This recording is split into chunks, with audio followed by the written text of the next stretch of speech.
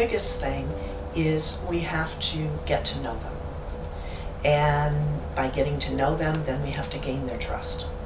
Because they have to trust us that we're going to help them, that we have their interest at heart, that we're not here to hurt them in any single way, we're not here to judge them.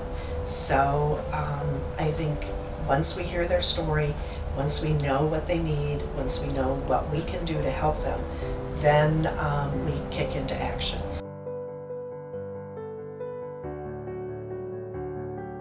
My name is Johnny Hansen, and I'm the Executive Director of the Cedar Valley Hospitality House. Our guests arrive at 9 o'clock.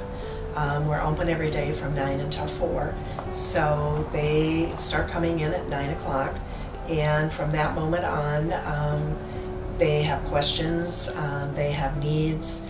We try to sit down, visit with them, see what their immediate need is. You know, some of them, it's their first time here. They maybe had spent the night on the street, or it was their first night at the shelter. In June of 2009, I was volunteering over at one of the overnight shelters. I was doing a breakfast shift over there.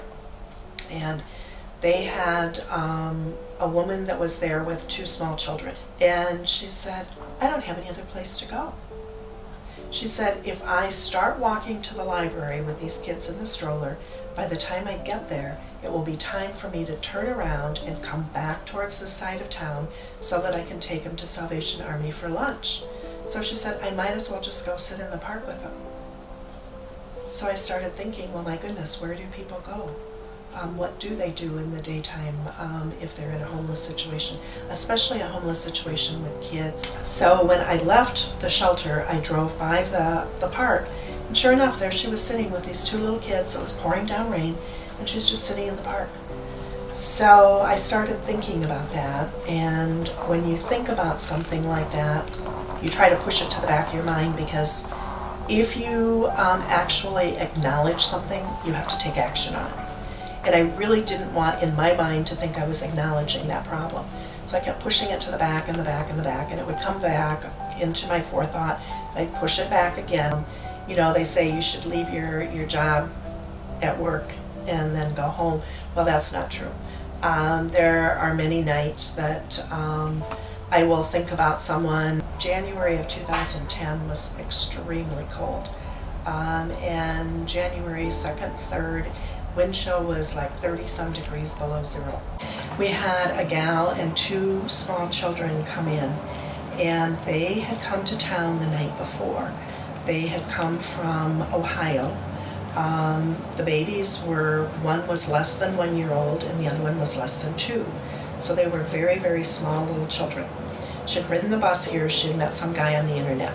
So she came here because he was going to be her true love, and all this was going to be wonderful.